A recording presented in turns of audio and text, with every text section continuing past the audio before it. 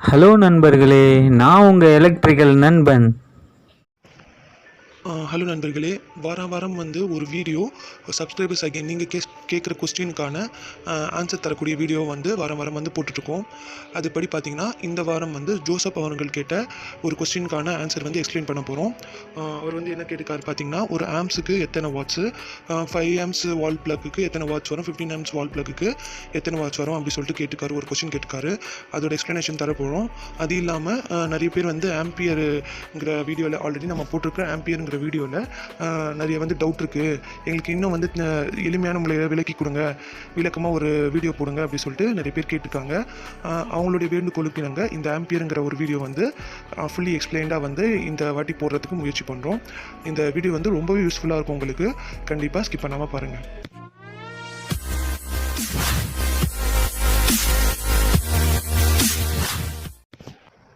முதல்ல டவுட்டுக்கான ஆன்சருக்கு எக்ஸ்பிளைன் பண்ணுறதுக்கு முன்னாடி நம்ம வந்து என்ன பார்க்க போகிறோம்னா, ஆம்பியர்னா என்ன அதை வந்து விளக்கமாக பார்க்க போகிறோம், ஒரு எளிமையாக புரிஞ்சுக்கிற மாதிரி பார்க்க போகிறோம். ஃபஸ்ட்டு வந்து ஆம்பியர், 1 ஆம்பியர் அப்படி சொல்லிட்டு என்னென்னா, நம்ம ஆல்ரெடி பார்த்துருக்கோம் என்னென்னா, கரண்ட்டுங்கிறது ஃப்ளோ ஆஃப் எலக்ட்ரான்ஸ், அதாவது எலக்ட்ரான்ஸ் வந்து ஒரு வயர்லேயோ ஏதோ கண்டக்டர்லேயோ எலக்ட்ரான்ஸ் வந்து மூவ் ஆகிறத வந்து கரண்ட்டுன்னு சொல்கிறாங்களே. இப்போது ஆம்பியருங்கிறது என்னென்னா, ஒரு புள்ளியில் ஏதோ ஒரு புள்ளியில் அந்த கண்டக்டரில் ஏதோ ஒரு புள்ளியில் எவ்வளோ எலக்ட்ரான்ஸ் வந்து கிடக்குது அதை வந்து கணக்கிடுற வந்து ஒரு யூனிட்டை ஆம்பியர்னு சொல்கிறாங்க. ஃபார் எக்ஸாம்பிள், நீங்கள் வந்து ஒரு வால் பிளக் எடுத்துக்கோங்க, இல்லாட்டி ஒரு பிளக் எடுத்துக்கோங்களேன், அதோட நுனின்னு வச்சுக்கோங்க. அதுலேருந்து ஒரு எக்ஸாம்பிளுக்கு ஒரே ஒரு ஆம்பியர் கரண்ட்டு போகுதுன்னு சொல்லிட்டு வச்சுக்கோங்க. அந்த ஒரு ஆம்பியர் கரண்ட்னா அதில் வந்து எவ்வளோ எலக்ட்ரான்ஸ் போகுதுன்னு பார்த்தீங்கன்னா, ஒரு ஆம்பியர் கரண்ட்டு ஒரு ஆம்பியரில் 6.24 இன்ட்டு 10⁻18 எலக்ட்ரான்ஸ், அதாவது அவ்வளோ நிறைய எலக்ட்ரான்ஸ் வந்து அந்த புள்ளியிலேருந்து ஒரு ஆம்பியர் கரண்ட் போச்சுன்னா எவ்வளோ எலக்ட்ரான்ஸ் போகுதுன்னா இவ்வளோ அளவு எலக்ட்ரான்ஸ், 6.24 இன்ட்டு 10⁻18 எலக்ட்ரான்ஸ் வந்து அந்த புள்ளியிலேருந்து கிராஸ் ஆகுது அப்படி சொல்லிட்டு அர்த்தம். அதுவும் பார்த்தீங்கன்னா ஒரு செகண்ட் அளவில் வந்து இத்தனை எலக்ட்ரான்ஸ் வந்து அட் அ டைம் வந்து பாஸ் ஆகுது. இதை வந்து என்னன்னு சொல்லுவாங்கன்னா, இந்த 6.24 இன்ட்டு 10⁻18 எலக்ட்ரான்ஸை வந்து என்ன ஒரு பேரால் குறிப்பாங்கன்னா கூலம் ஆஃப் சார்ஜ் அப்படி சொல்லிட்டு சொல்லுவாங்க. இதை வந்து நீங்கள் எப்படி ஒரு சிம்பிளாக புரிஞ்சுக்கணும்னு பார்த்தீங்கன்னா, நம்ம வீட்டில் வந்து அரிசி அளக்கிற அலாக்கை வந்து இருக்கும் அப்படி சொல்லி நீங்கள் பார்த்துருப்பீங்க. எல்லார் வீட்டும் கண்டிப்பாக இருக்கும். அரிசியை வந்து இந்த அலாக்கில் வந்து அளப்பாங்க. அதை வச்சு தான் வீட்டில் வந்து சாப்பாடுக்கு அரிசி வந்து போடுவாங்க. அந்த அலக்கு வந்து நீங்கள் பார்த்தீங்கன்னா, மொத்தமாக வந்து யாரும் வந்து ஒவ்வொரு அரிசியை வந்து எண்ணிட்டு இருக்க மாட்டாங்க. இவ்வளோ அலக்குனா அதை வந்து எப்படி சொல்லுவாங்கன்னா, இத்தனை அலக்கு அரிசி போட்டோம் அப்படி சொல்லிட்டு தான் சொல்லுவாங்கள்ல.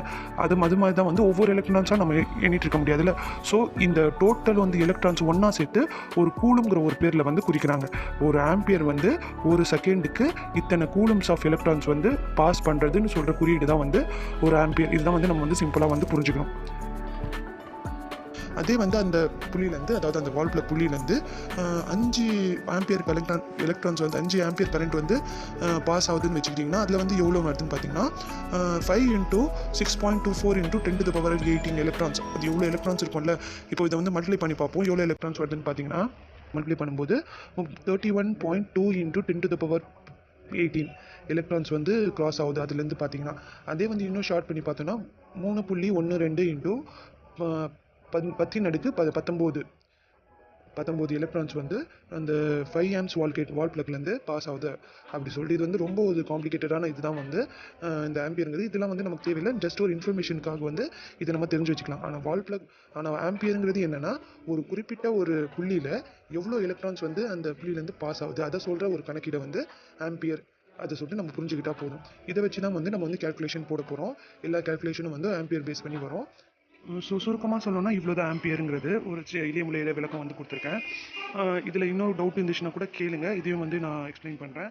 அடுத்ததாக வந்து ஜோசப் அவர்கள் கேட்ட அந்த கொஸ்டினுக்கு போயிடுவோம். அதாவது அவர் என்ன கேட்டிருக்காருன்னா, ஒரு ஆம்பியருக்கு வந்து எத்தனை வாட்ஸு, 5 ஆம்பியர் வால் பிளக்கு வந்து எத்தனை வாட்ஸு, 15 ஆம்ஸ் வால் பிளக்கு வந்து எத்தனை வாட்ஸ் அப்படி சொல்லி கேட்டிருக்காரு. ஃபஸ்ட்டு வந்து இந்த மாதிரி இதுக்கு வந்து கொஸ்டினுக்கு ஆன்சர் பண்ணுறது எப்படின்னு பார்த்தீங்கன்னா, இதை வந்து ஒரு எக்ஸாம்பிள் வச்சு நான் சொல்கிறேன். ஒரு பைப்லேருந்து தண்ணி வந்துக்கிட்டே இருக்குது. அந்த தண்ணி வந்து 20 லிட்டர் பக்கெட்டை வந்து நிரப்பணும். அது வந்து எப்படி வந்து எவ்வளோ நிமிஷத்தில் அந்த 20 லிட்டர் பக்கெட் வந்து நிரம்பும் அப்படி சொல்லிட்டு கேட்டிங்கன்னா, இதுக்கான ஆன்சர் நீங்கள் தர முடியுமான்னு கேட்டால் தர முடியாது. ஏன் அப்படி சொல்லிட்டு பார்த்தீங்கன்னா, அந்த தண்ணி வருது ஓகே, அது 20 லிட்டர் தண்ணி பக்கெட்டை வந்து நிரப்பணும் ஓகே, அது என்ன ஸ்பீடில் வந்து தண்ணி வருதுன்னு சொல்லணும்ல. அது என்ன ஸ்பீடில் வருதோ அதை பேஸ் பண்ணி தான் வந்து அந்த 20 லிட்டர் தண்ணி பக்கெட் வந்து எவ்வளோ ஸ்பீடில் வந்து எவ்வளோ நேரத்தில் ஃபில் ஆகும் அப்படி சொல்லிட்டு சொல்லலாம். நம்ம ஆல்ரெடி பார்த்துருக்கோம் ஆம்பியருங்கிறது கரண்ட் ஃப்ளோ அப்படி சொல்லிட்டு பார்த்துருக்கோம்ல. இப்போ வாட்டர் ஃப்ளோ சொல்லிட்டு பார்த்தோம்ல, அதே மாதிரி ஆம்பியருங்கிறது ஒரு கரண்ட் ஃப்ளோ, எலக்ட்ரான்ஸ் வந்து ஃப்ளோ ஆகிட்டே இருக்கு அப்படி சொல்லிட்டு சொல்கிறது தான் வந்து ஆம்பியரு. அந்த பைப்லேருந்து வெளிவர தண்ணியோட ப்ரெஷர் தெரிஞ்சாதான் அது எவ்வளோ நிமிஷத்தில் அந்த பக்கெட் நிரம்பும் அப்படி சொல்லிட்டு சொல்ல முடியுமோ, அதே மாதிரி தான் வந்து ஒரு ஒரு கண்டக்டர்லேருந்து வர எலக்ட்ரான்ஸ் வந்து ஒரு கண்டக்டர்லேருந்து வர கரண்ட் வந்து எவ்வளோ ப்ரெஷரில் வந்து வெளியே வருது. அதாவது ப்ரெஷர்னா இங்கே எப்படி சொல்கிறோம்னா வோல்டேஜ், எவ்வளோ வோல்ட்டில் வந்து வெளியே வருது, அதை பேஸ் பண்ணி தான் வந்து வாட் வந்து நம்ம வந்து சொல்ல முடியும். இப்போ வாட்டோட ஃபார்முலா எளிமையாக நீங்கள் பார்த்தீங்கன்னா what is equal to voltage into current. இது ரெண்டுமே மல்டிப்ளை பண்ணி வரது தான் வந்து வாட்ஸ். நீங்கள் வந்து வெறும் ஆம்பியர் மட்டும் வச்சு வந்து வாட்ஸை வந்து நீங்கள் கணக்கிடவே முடியாது. இதை புரிஞ்சுக்கிறதுக்கு ஒரு 6 வோல்ட் பேட்டரி வந்து நீங்கள் எடுத்துக்கோங்க. அதை வந்து அதில் எவ்வளோ கரண்ட்டு எவ்வளோ வோல்ட்டு கரண்ட் பாஸ் ஆகுதுன்னு பார்த்தீங்கன்னா 6 வோல்ட் கரண்ட் வந்து பாஸ் ஆகும். ஒரு ஆம்பியர் கரண்ட்டுன்னு வச்சுக்கோங்க, I = 1ன்னு வச்சுக்கோங்க. ஸோ இதோட வாட்ஸ் எப்படி சொல்லிட்டு கணக்கிடலான்னு பார்த்தீங்கன்னா V × I சொன்னல 1 × 6 வோல்ட்ஸ். ஸோ இதோட வாட்ஸ் வந்து பார்த்தீங்கன்னா 6 வாட்ஸ் கரண்ட் வந்து இது வந்து ப்ரொடியூஸ் பண்ணும். அதை வந்து இப்படி தான் வந்து நம்ம வந்து ஈஸியாக புரிஞ்சுக்கலாம். இப்போ இந்த கால்குலேஷன் சொன்னால இது வந்து வெறும் டிசி கரண்ட்டுக்கு மட்டும் தான் இந்த கால்குலேஷன் வந்து செட் ஆகும். அதாவது ஒரு பேட்டரியோட கரண்ட்டுக்கு மட்டும் தான் இந்த கால்குலேஷன் வந்து செட் ஆகும். அதே வந்து நம்ம வந்து ஏசி கரண்ட்டுக்கு பார்த்தீங்கன்னா இந்த கால்குலேஷன் நமக்கு செட் ஆகாது. V × Iங்கிற ஃபார்முலா வந்து செட் ஆகாது.